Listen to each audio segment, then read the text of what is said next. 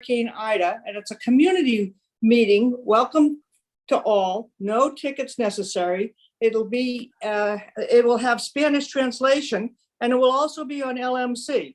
It's going to involve many funding opportunities for our local community, especially since how much has been given to us through New York State, that will be available for homeowners and renters. So again, tomorrow night from 7 o'clock on at the Mamaroneck Avenue School. This is a different meeting. We decided to look at how our 3 municipalities prepare for and anticipate future emergencies. And we're going to look at several different types of emergencies beyond flooding. For this morning's program, we have our 3 town and village personnel who manage our emergency responses and everything else. Meredith Robson became the Mamaroneck Town Administrator the week before Ida hit. That was a challenge. Coming from over 7 years experience as village manager of Ardsley, and before that, over 25 years in local government. She has her bachelor's from Southern Illinois and an MPA from John Jay. She's also very active in professional organizations. Jerry Barbario is our Village of Mamaroneck manager. He has over 15 years experience in county and municipal government, and he's finishing up his doctorate in management. And finally, Justin Dottino, the Village of Larchmont's first ever village administrator, with several years experience in Scarsdale and an MPA from SUNY Albany. Now, all these are real pros who were really tested last September. So our program will start with Town Administrator Meredith Robson, who will give us an overview of emergency management. In other words, how this works and how our communities work together. Followed by Jerry Barbario, again, the Village of Mamaroneck village manager, who will give us some specific examples of various emergencies they have to prepare for. And finally, Larchmont Village Administrator Justin Dottino. He will finish up with the lessons learned from all of this, and also how we as residents can prepare for the next one. There'll be an opportunity for questions and answers after, moderated by Town Councilwoman Sabrina Fiddleman. You can use the chat box or raise your hand. And with that, I turn the program over to Meredith. Thank you very much. Great. Thank you. It's a pleasure to be here. Happy to discuss some of the most stressful situations in local government and try and give everybody some information and hopefully some comfort in knowing that there's a lot that goes on behind the scenes to prepare for and get ready for emergencies. So I will speak specifically to the 3 stages of emergency management, being preparation, response, and recovery. However, I did want to mention a few things generally up front so that everybody's aware of that. One is that each emergency lends itself to circumstances that are specific to that emergency. No emergency is a one-size-fits-all type of response, and it is dictated by the things that happen during the emergency. So no matter how much preparation we do, no matter how much experience we have, we are working with a particular emergency at hand.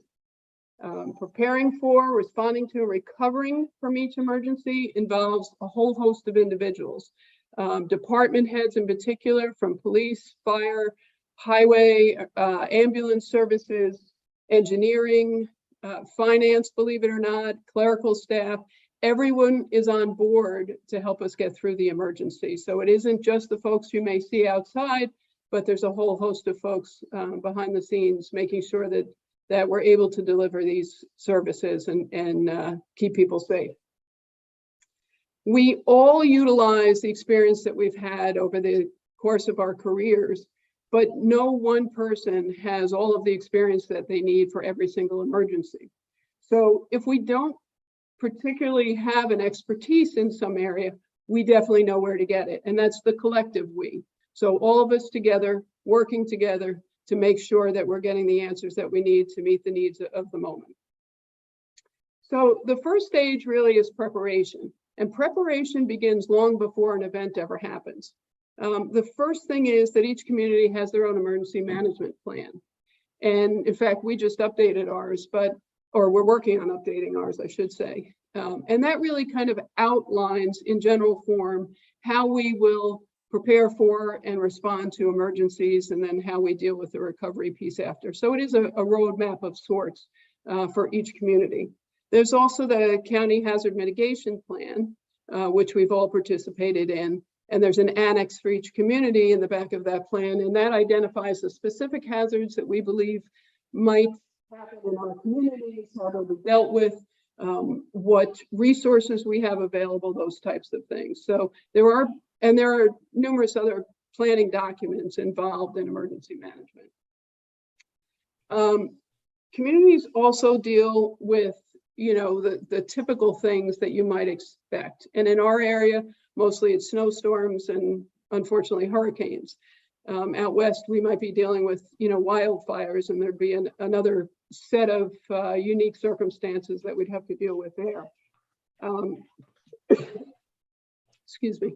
But before an emergency, when we know that one is imminent or potentially imminent, we get together with staff, we connect with department heads, we make sure that everybody is ready to go. Or if it's a storm, we might be expecting a hurricane, our highway crew is out there cleaning catch basins and getting equipment ready and staff ready.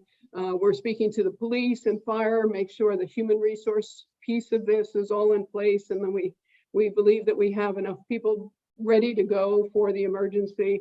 So to the extent that we can use the magic 8-ball and see what's coming, we are preparing for that ahead of time and making sure that we're all set up. And there is constant communication as we get ready for whatever the event is that we're expecting. Another piece of the preparation is training. So we all have had numerous training opportunities, whether it be, with neighboring communities, which happens quite frequently in certain realms. We've also done it individually. Many of us, whether it be the folks you see here on the screen or the police and fire, in their individual professional capacities with their professional associations, there's a great deal of training, particularly on the police and fire and EMS side of things. There's very regular annual training for those folks.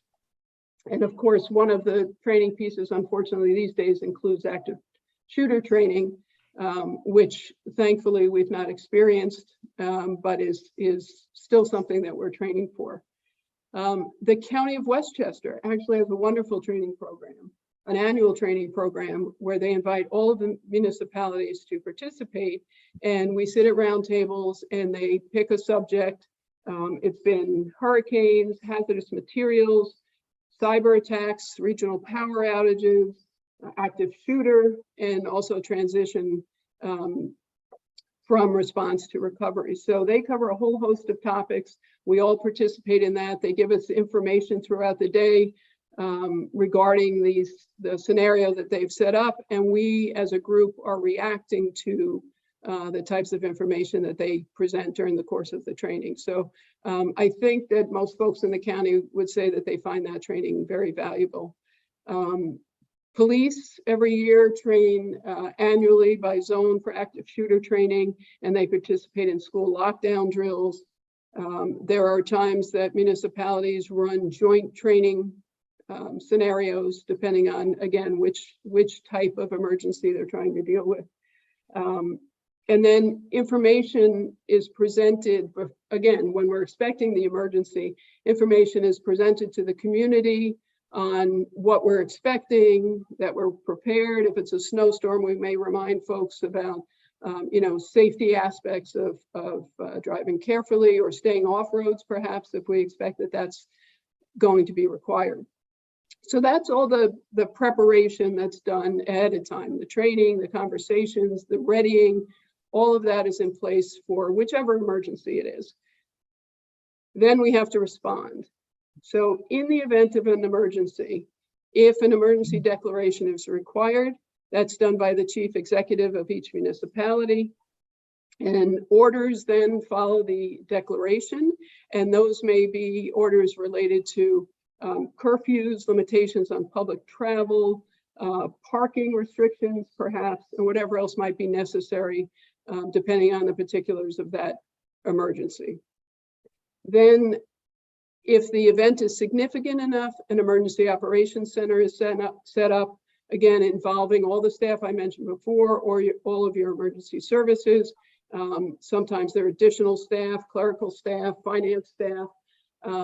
And in some cases, again, depending on the type of emergency and the extent of the emergency, there may be Con Ed representation, Red Cross representation. We certainly had a lot of that with IDA, as I'm sure you'll hear later from Jerry.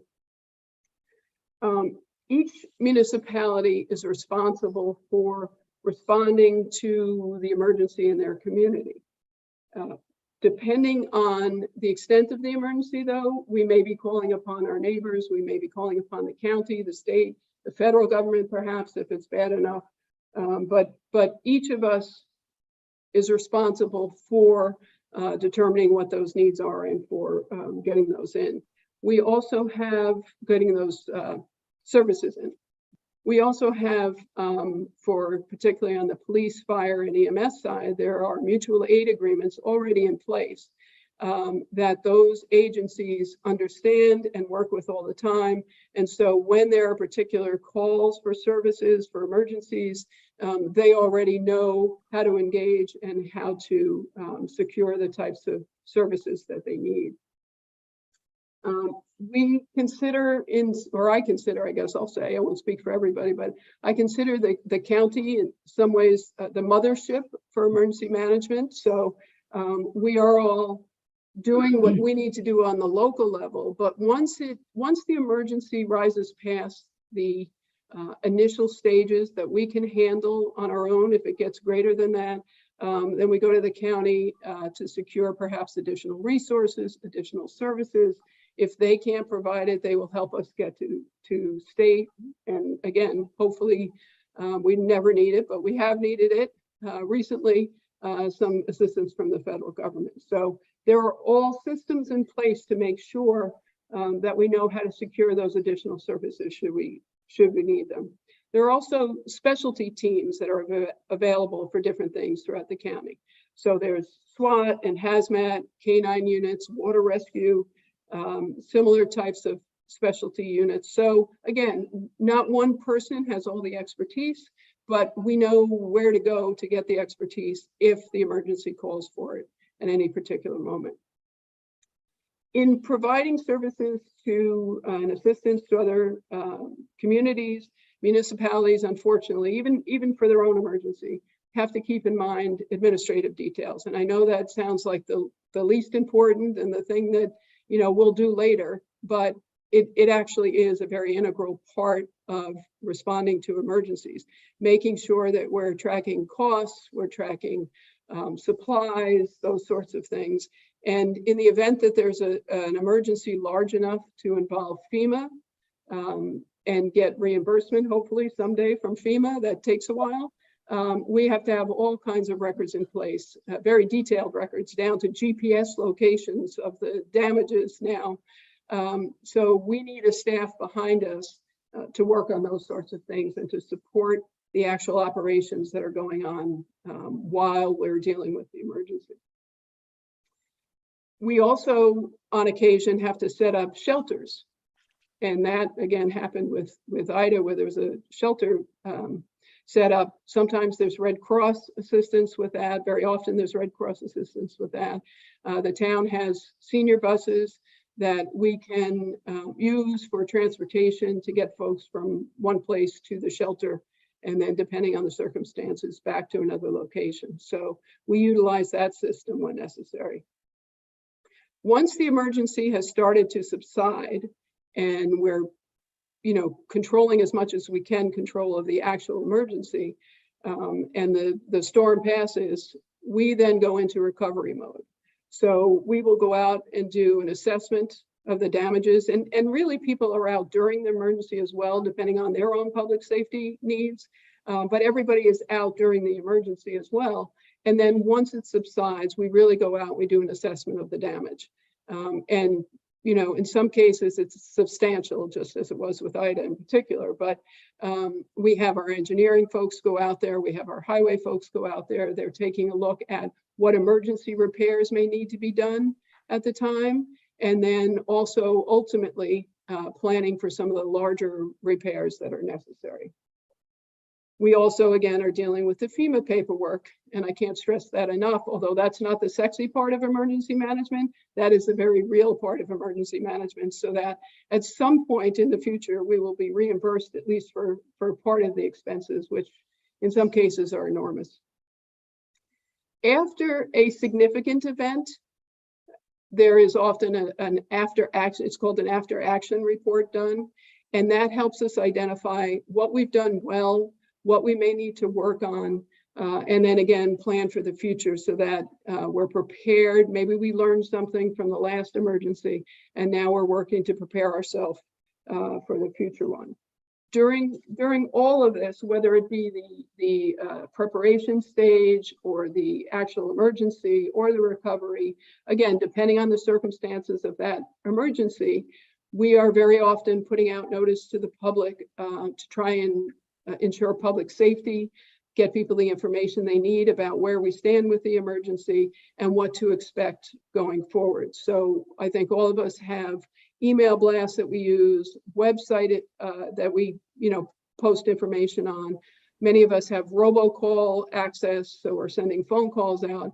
And I just can't stress enough that that is one of the critical reasons for folks to go on everybody's website, sign up for the notifications so that you have them in the event of an emergency and you're able to be informed. You know, we do the best we can getting the information out while we're dealing with a particular emergency, but it would be very helpful if folks ahead of time signed up for those notifications so they have that.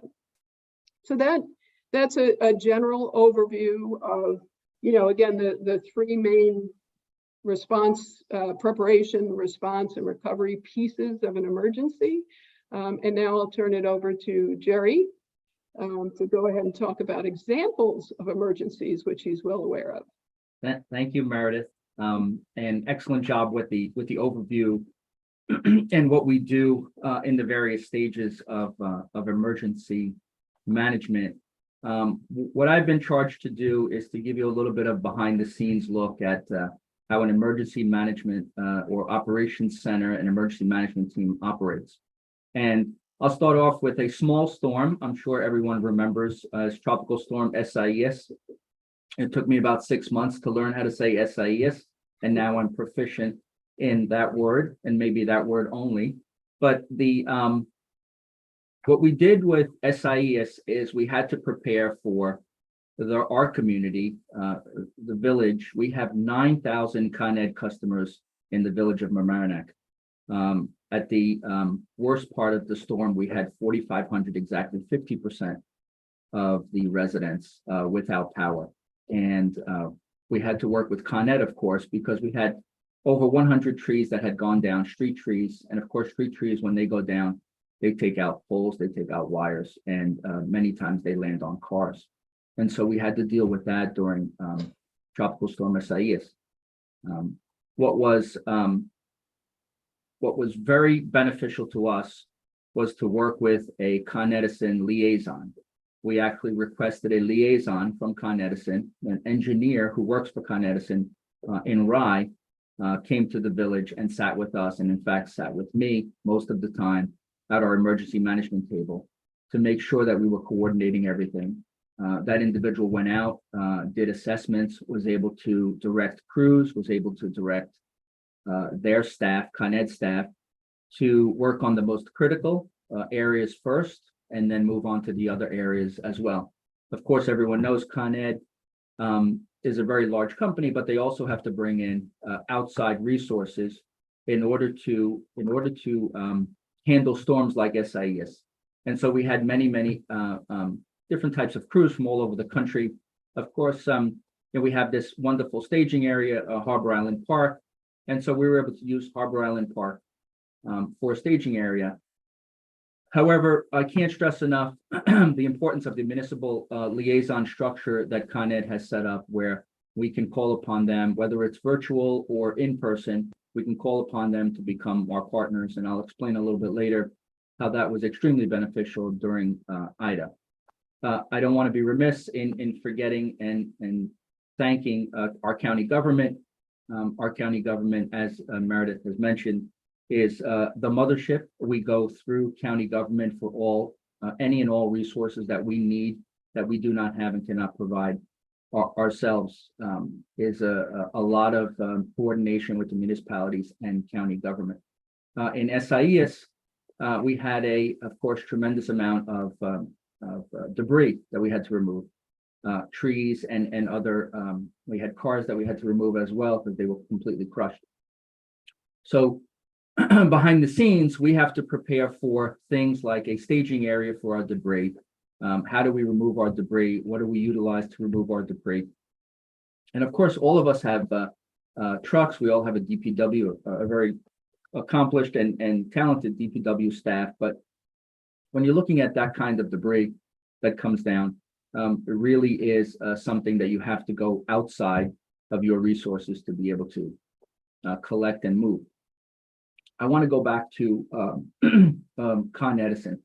Con Edison has a registry, and I encourage everyone who wants to sign up for to be on the list of persons with disabilities or life-sustaining equipment. This is a list that Con Ed maintains to make sure that they know the individuals that need electricity. Not that they can get electricity first, in some cases that's not possible, but at least they're aware of individuals who need the electricity for life-sustaining equipment. It's a list that they do not share with the municipalities for various reasons, but it is a list nonetheless that Con Ed maintains so that at least someone is aware, especially the electric company, is aware that you need electricity and that we can make alternate provisions such as generators and other things of that nature.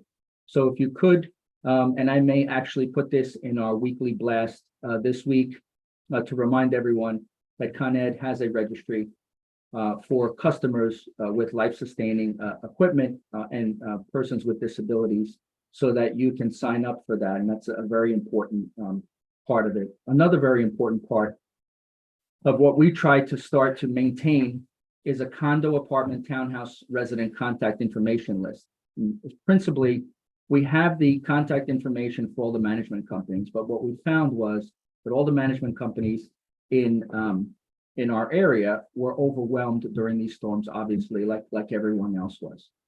And so what we want to do is we wanted to create some kind of a contact list to be able to contact residents of apartments and condos to let them know, anything that they need as far as what the timing is of their electricity getting back and all of that stuff. Because of Ida, we've fallen behind a little bit on that list, but I will soon resurrect that initiative and move that out there. This way we can contact people and check on people who need electricity and other things of that nature. And SIS was, a lot of trees went down, a lot of people lost a lot of electricity, lost their electricity, and for an extended period of time. And that was a challenge, but that was a baby compared to what we had to deal with Ida. With Ida, we had this little teaser, and in fact, probably more detrimental than help, called a tropical storm Henri. And with Henri, we were getting all sorts of reports from the state and from the county regarding the amount of rain and the impact of the storm. And while we did have some localized flooding, we didn't have a tremendous amount of flooding. We had a couple of feet of flooding in the worst areas. That is, however, something that eventually will be a blessing for us during Hurricane Ida, and I'll explain that in a few minutes. Henri, unfortunately, kind of put everyone's guard down a little bit, and a week later or so, we were hit with Tropical Storm Ida, and we were already prepared for Hurricane Ida. we're already prepared for Hurricane Ida, but to the extent that we can, we prepare by putting out barricades to close roads. We prepare to make sure that our vehicles are set up properly to roll out. We prepare everything that could be prepared on the Long Island Sound, because of course we have several departments and facilities that work out of the right off the Long Island Sound. Our parks, our harbor master, our recreation department are right on the Long Island Sound.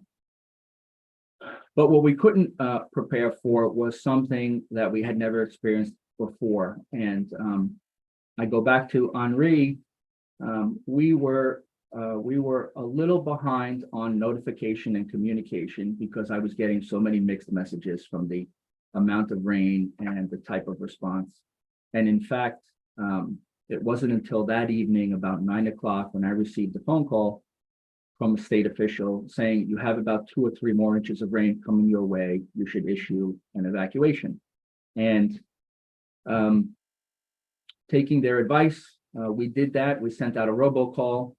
But in fact, we didn't get that rain, and we didn't get that the amount of rainfall and the impact from the continued rain during Henri. But we did send out a robocall to try to alert people.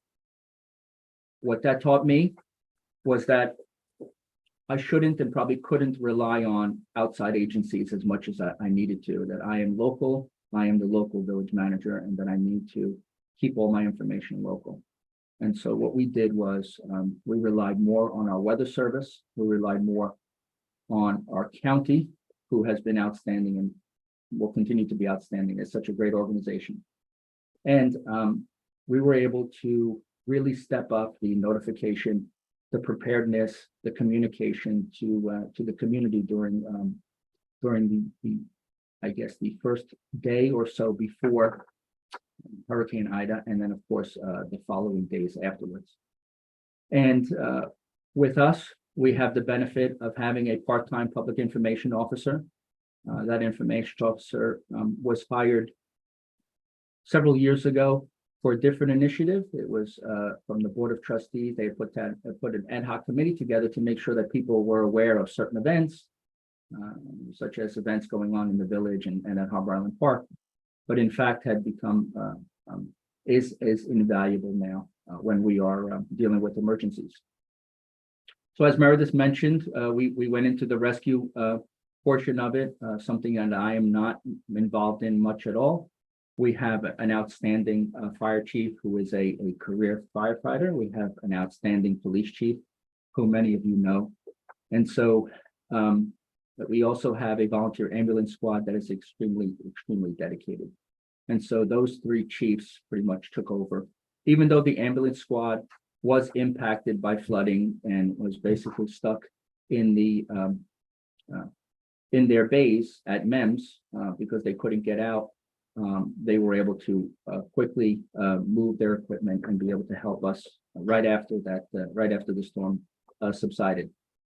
So at a certain point, we realized that the storm was just overwhelming, and through what Meredith had mentioned was mutual aid, we were able to go out and bring in mutual aid from all across the state. In fact, we had mutual aid from Ulster County, we had mutual aid from Long Island, we had mutual aid, of course, from all over Westchester. So the number of fire departments that came out to help us were 45 fire departments throughout the state that came to our community to help us during the rescue, and then of course after that the recovery stage. And a lot of that was to even fight fires and responses while our firefighters, our volunteer firefighters, were resting after working all day, because many of our volunteers, to our benefit, are village employees, and so they worked all day long, 12 hours a day, and to expect them to be on call at nighttime was a difficult proposition. And so we had mutual aid help us with that. And those are things that people don't know. Those are things that happen behind the scenes that people aren't aware. But to have 45 fire departments come to our aid, to have the town of Mamaroneck Public Works Department, to have the Village of Larchmont Public Works Department come to us with their equipment and their staff and say, just tell us where we need to work.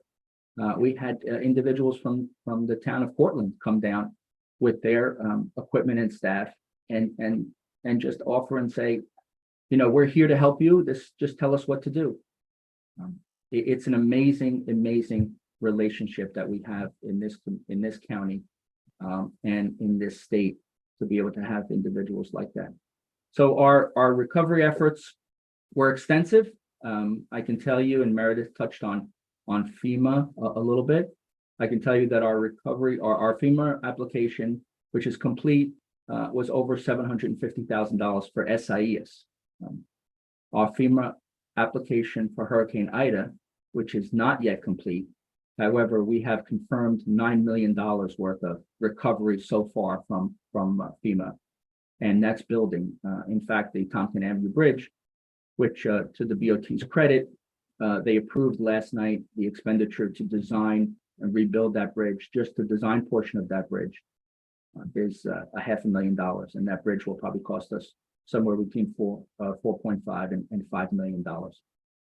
So the costs are enormous. The challenges are significant, but county, state, federal government is there to help. And with Hurricane Ida, we have a 90% recovery of our costs from FEMA, and we have 10% recovery from the state. So we have 100% of our costs recovered through the state and federal agencies. Some of the unexpected challenges that we dealt with was the need for temporary housing for multiple families. That was something very difficult, and we continue to work on.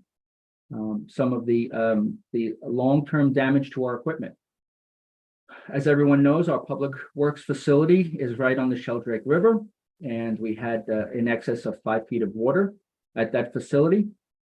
And so what we have is large trucks and large pieces of equipment that continue to have damage show up even now, a year later, because of the flooding that we incurred there at that facility. We had to deal with staff fatigue issues. We had staff get sick during this period of time because they are extremely dedicated employees, and instead of putting themselves first, they have and will, I think, always continue to put the community first. And so we had some issues with that. And then we had volunteer assistance. And I have on my paperwork, volunteer assistance and chaos. Chaos, not that things went completely wrong, but we had so many volunteers that we didn't know what to do or how to utilize them. And it was just that one facet. We were able to handle the recovery. The rescue, the recovery. We were able to keep everything organized with the help of our county liaison, Noah Goldberg, who was provided to us the entire time during our recovery. And of course, the state sent out inspectors but we had so many volunteers, we just didn't know what to do with them. So what we're developing now is we're developing in our community called a CERT team, a community emergency response team, so that we can direct our volunteers, the people who want to help during these events, and actually give them training and give them jobs to do. We've also created here an emergency management team. We've always had an emergency management team. It was typically the manager and the department heads. I've augmented that now with 8 additional staff members. They're basically the support staff of the department heads in our community. So we have almost 18 on our emergency management team. I provide them training monthly. We go through scenarios and we go through tabletop exercises so that once a month we're training for different and various emergencies, things that we will probably encounter in the future. Many of them are related to flood and hurricane, those kinds of things, but we also do other things and train on other things. One thing I want to mention before I turn it over to Justin is that in regards to the active shooter, we have multiple facilities here. We're not just in one house.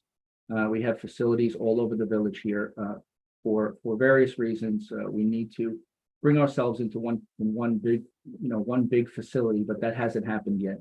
But what we've done is we've hardened our facilities, and so we've put in the past 2 years, we've put in bulletproof glass where we collect most of our taxes. We've put in doors that have codes that require. We are switching over. We've done this in various locations now to a key fob type of scenario where the employee will just wave their key fob in front of the door and it'll open up. So what we've done is to try to mitigate the potential of some kind of a active shooter or confrontational individual, is that we have hardened our facilities, and that has helped us significantly, and staff, as of course you can guess, really appreciate that. The last thing that we're going to do, and it's still an ongoing process, is an evacuation plan. Unfortunately, at some point, we may have to, for whatever reason, probably flooding, provided that we get the Army Corps to complete their project. We still probably will have some flooding, but I just don't know, with global warming, I just don't know how bad things are going to get. So we have to create evacuation plans, and that's an ongoing process. And that will require a lot of thought, because we have many communities, little villages, little sections of our village that will require different evacuation plans for different areas and people with different economic needs. So that's a little bit behind the scene of what we do. Some of the inside baseball I like to use of how we operate our emergency management team and our emergency operations center, and some of the things that we are faced with. And now I'll turn it over to Justin for lessons learned. Thank you, Jerry, and thank you, Meredith, for teeing this up, this portion, and thank you for the summit for having us here today. It's great to get the community aware of what we're doing and how hard we work to keep the residents safe and to get things back to normal as soon as possible once the storm clears. So I've got two parts. The first part is really the municipal lessons learned, and it kind of takes a little piece of each of what Jerry and Meredith have said, and it's really a common sense approach to evaluating the aftermath. As Jerry also mentioned, a lot of what we plan on has to do with the weather reports that we receive, and as everyone can kind of appreciate, the weathermen are the only people that can get it wrong and still have a job. I mean, time and time again. So, we deal with the changing forecast constantly, and we realize that there is a cost to over preparing and not seeing the storm come in. There's a mental cost because of, well, this is never going to happen, and there's a budgetary cost of calling people in early and paying the overtime. Ordering more material than you may need and then not have something used for it, and then it spoils, or you just don't have a place to store it. So trying to get to the bottom of the forecast and make the decisions that are most likely to happen based on the information you have, it's really sometimes as much skill as it is luck. And I think that fine-tuning our approach is really part of the lessons learned. So for example, from a village perspective, we're looking at the timing of the forecast. We're looking at our shift changes. We're looking at where the staff that we have that are the next trip in, where do they live?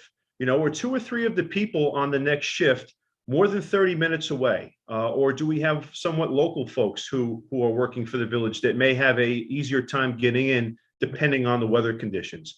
So evaluating things is in the minutia of literally where our staff is working and the timing of shift changes plays a part in who we call in early, who we hold later, how we prepare our staff just to make sure that we have extra bodies here to respond to what we think may be a serious event. The next thing is evaluating after the fact. Fine, you've made your decisions, you've called people in, you've held people over.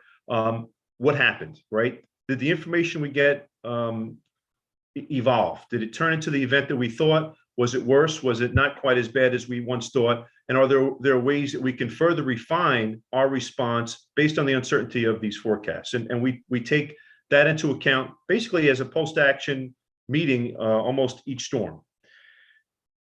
Evaluating our own involvement in the response. Are our means and methods appropriate? Did we damage vehicles, equipment, property? Do we have issues of approach that we need to evaluate? Are we trying to do too much too soon? Are we driving into water that our equipment can't handle and we're causing damage? Again, in the interest of trying to help people, but maybe by helping, the effort of helping, we're putting ourselves further behind because of the damage to equipment, or it's just the effort couldn't match the storm's wrath at that point, where we need to evaluate the timing of our response based on either wind conditions, rain conditions, temperature, et cetera. So we evaluate those items and then further enhance our response. And an example might be homes that experience flooding. Again, that's the main topic of today. We have routine repetitive loss properties, unfortunately, in the village. There's a number of homes that are built in 100-year FEMA floodplains, and by nature, by definition, those are areas that are going to flood under certain conditions. And unfortunately, we have properties that we know are going to see water each and every time that rain gauge hits a certain mark. But we also saw properties that were new to flooding. So, understanding where these properties are overlapping and where there are just things that we can't do at a certain time helps gauge and throttle our response. If we start pumping out basements before we feel that the storm has crested, so to speak, then we're wasting our time. We're wasting pumps, we're wasting energy. So while we may feel really bad that there's a resident with water in their basement, and it may appear that the sun is coming out and why are you not jumping on this? We realize that there's still a 2 to 3 hour lag potentially on where that storm is going to crest. And again, understanding that helps us better respond to residents and folks with property damage. And then, again, just going on preparation and lessons learned, how is our communication? How is our efforts to make it clear to people what they can expect reasonably from the village? What can the village really do to protect you or save you from should conditions get so bad? And what we found during Ida was that residents, for the most part, did not require village intervention for safety purposes. A lot of the issues had to do with basement flooding, street flooding, and those who had repetitive losses kind of knew how to handle that because they felt it and dealt with it so many times. The volume of cleanup was something new to us, and that's something that was a new issue for us. Now, Meredith was certainly in the county when Hurricane Sandy hit, and following that, the county had did a disaster debris program and plan, and I think a lot of folks were wondering how that was going to play out after Ida, and that might be something we want to look at going forward because of the volume of debris and the volume of cleanup. So these are things that we review, we analyze, and then again, we try to make sure that going forward, we just step it up the next notch. Can we do it faster, better, safer, and more responsively going forward? And as Meredith and Jerry indicated, we do that after every storm event. And I like to think that we're unfortunately getting better at it due to the frequency of these events. One of the things I really wanted to mention on this platform today were opportunities that we as the village and municipal managers have seen for people to sort of further enhance the protection of their own properties.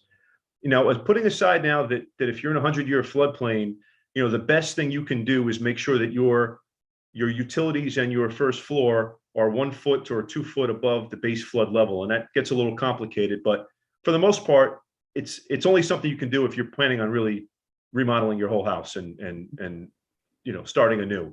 For the folks that are where they are, understanding the dynamic of not putting things in your basement.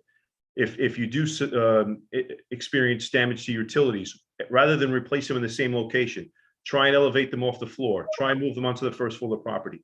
These are things that will make the property more resilient. But there are others, and these really came to light as a result of Ida, where we saw these dozens and dozens of homes that had never seen flooding before now experience significant interior damage. So there are generally 3 ways a property will experience water inundation: groundwater, and again, by nature of our topography, we experience the groundwater effects, whether it's tidally influenced or just the fact that we have groundwater in our vicinity and it's relatively shallow. So a lot of the properties, and I'm speaking from Larchmont experience, have groundwater issues constantly. They have sump pumps connected. They have a drainage system in their basement. And if that groundwater is influenced in a way that it increases, that's a way that homeowners experience water in their homes. The second is surface water, and that can come from a number of things. It can come from just runoff from the ground just due to high flow. It can come from a poorly directed roof leader. It can come from, runoff from the street down your driveway into your garage and filling up your basement. There's a number of ways that the surface water can impact your home. And then finally, for the most part, is sanitary sewer surcharge. And that has to do with the fact that each of our homes in the village, in the town, are connected to the sanitary sewer system, which is a conduit of fluid. And if that system becomes surcharged, whether due to illicit connections, right? People with their sump pumps forcing water in the sanitary because they want it out of their homes, the water rises up and now is flowing into the sanitary sewer vents, which then again fill up the system, or just groundwater influences within the system where it's the pipe, which is only an 8-inch pipe, can only handle so much water. At some point, it's going to relieve itself at the lowest point. And if you had a flooding situation in your basement where your toilet or your slop sink in your basement spewed out water, that's called the sanitary sewer surcharge. And that's a different kind of flooding situation. So there's these three main areas. And understanding how your home has gotten water will help you better address future issues. So for sanitary sewer, it's not necessarily easy, but it's something that's pretty straightforward. If you've ever experienced a sanitary sewer surcharge, you should speak to your plumber about getting a backflow check valve installed in the home.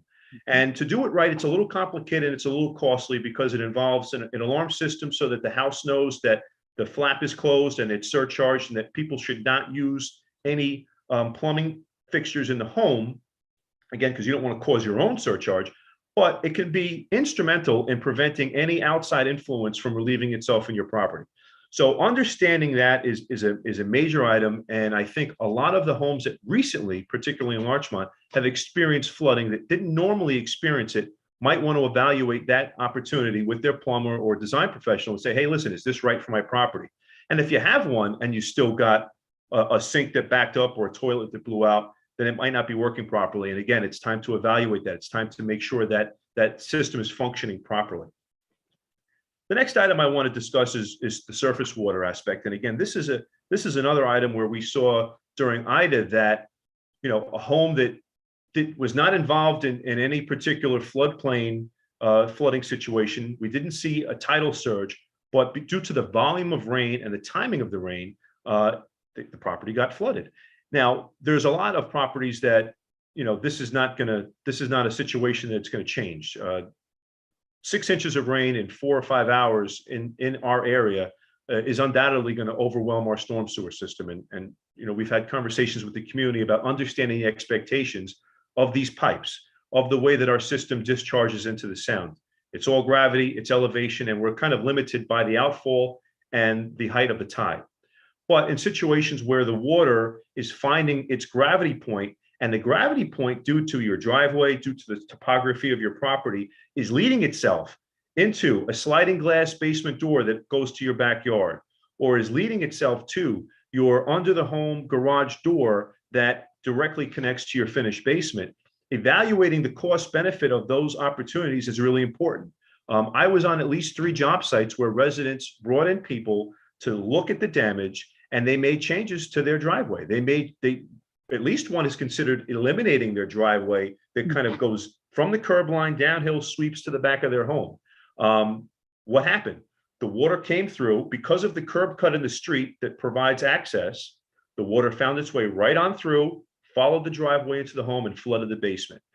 So looking at that and saying, hey, listen, we're going to eliminate the garage. We're going to block up the foundation. We're going to waterproof it. And then we're going to raise the grade behind it so that if the water does come in, it's then pushed back out to the street. All right. So looking at grading, look at drainage opportunities, and looking at openings in your property's envelope are really, really important ways to help make your property more resilient to these events, which, again, we've said it before, it does not appear to be changing in the better for any instance. I mean, these heavy downpours are becoming more and more frequent. I mean, we're seeing 2 or 3 a summer, which it's unbelievable.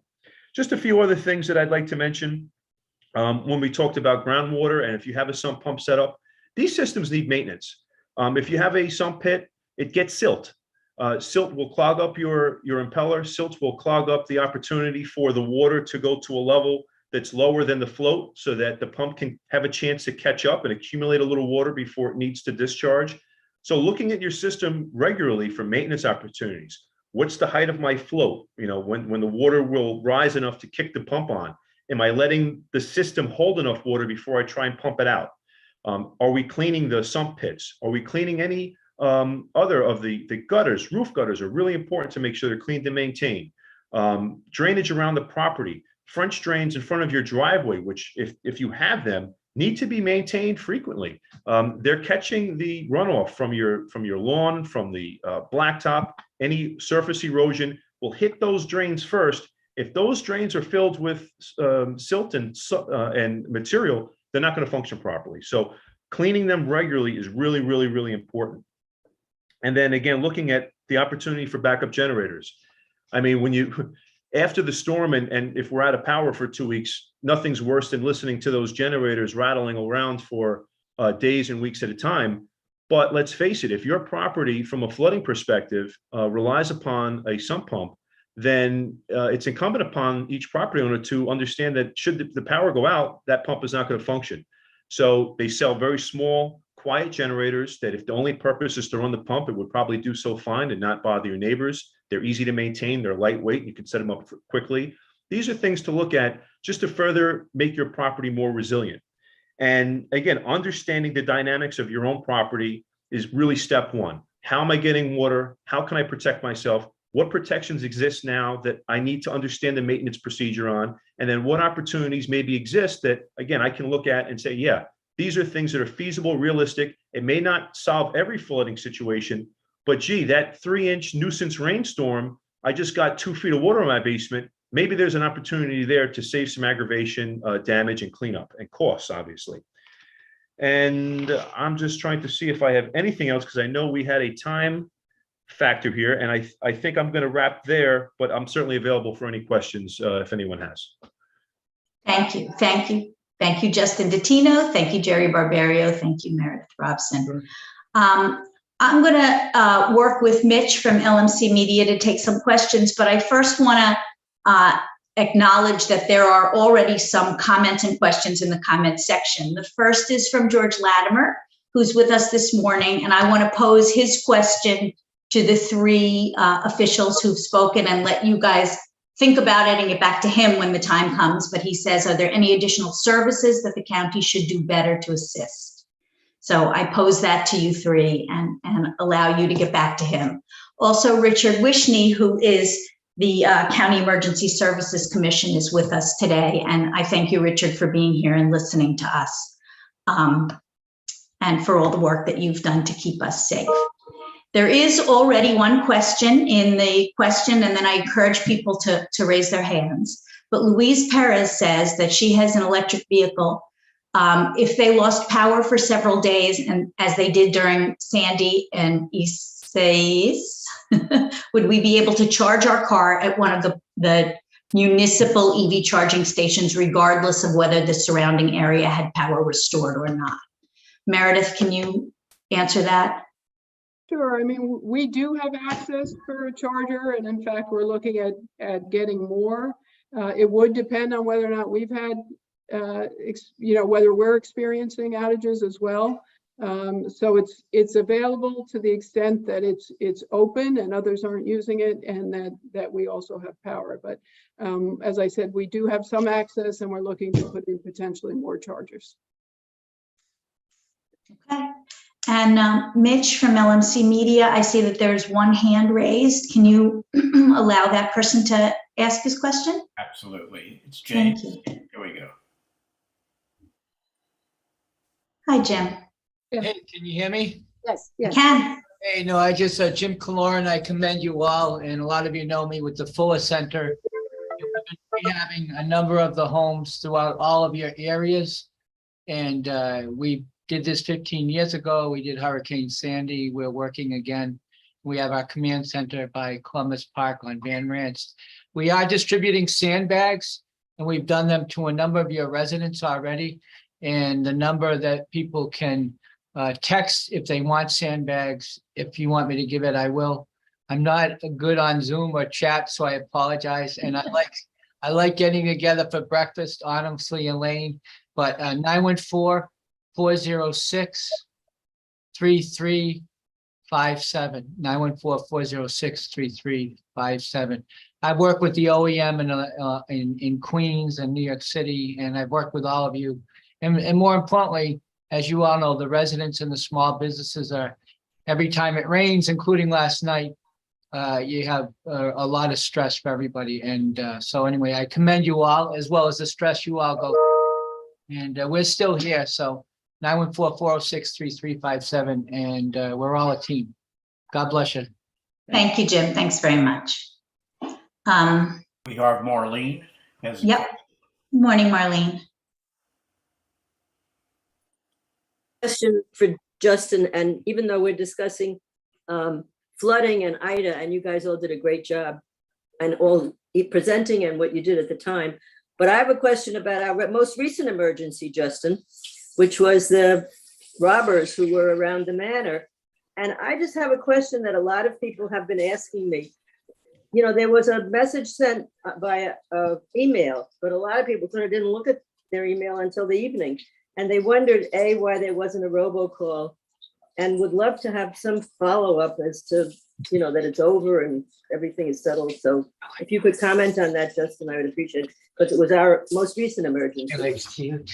Sure, and Marlene's referring to the event last week where we had a robbery suspects that were chased out of another jurisdiction all across the county, really, and they ended up somehow in Larchmont, down by the Larchmont Yacht Club, which is, they clearly didn't know how to get away if they ended up there.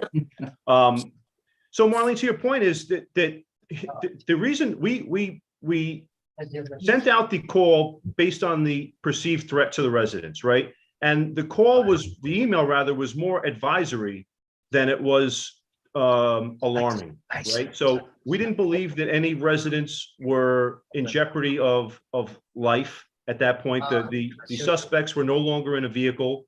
They were on foot. 2 were apprehended. We really just wanted to alert people to the significant police presence, and to those that are, you know, looking at different channels of information. A lot of people go to social media and email as an opportunity to see what's going on relatively quickly.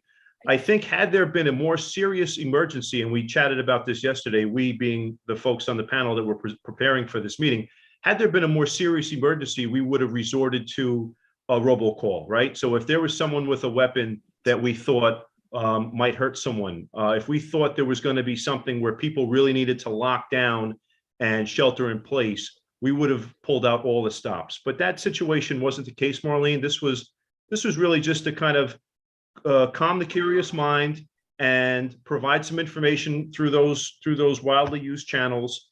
And we did send out a follow-up. It was later on, but the timing was appropriate because we hadn't located the suspect. So there really wasn't a resolve until we called off the search.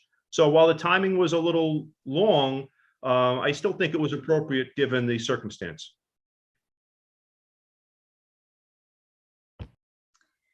Can I make one comment related to that? And that is, this is all the more reason, or this is a perfect illustration of why every resident should sign up for robocalls and emails from their municipality, because this is the best way that we have of communicating with residents in the community. And so if you are not signed up, you risk being at risk. And so I implore you, go to your municipal office. They can help you. Go onto the municipal website, sign up, and get every kind of communication that they offer, and that is robocalls and emails. Are there any other questions?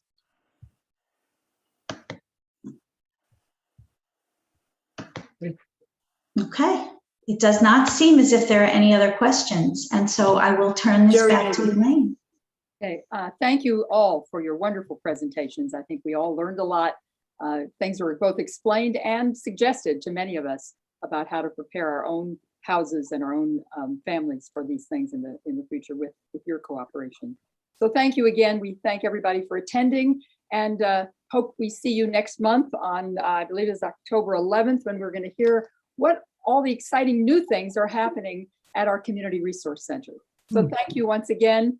Thank you, Ann and Sabrina, as well, for hosting, and hope everyone has a good and dry week. We hope. Thank you three very much for your work on this You're and your welcome. time. Thank you. Thank you very much, all. We really appreciate your time. Bye-bye. And thank you to everyone for joining us this morning and listening in. Bye-bye. Thank you. Goodbye. Right. Goodbye. Bye-bye. Bye-bye. Thank you all. It was wonderful. Thank you all. Really a terrific presentation this morning. Thank you, really. Yeah, I thought Justin's all by itself was terrific. It was So excellent. it was really important. Also, most of our All of them were good. residents don't know those people.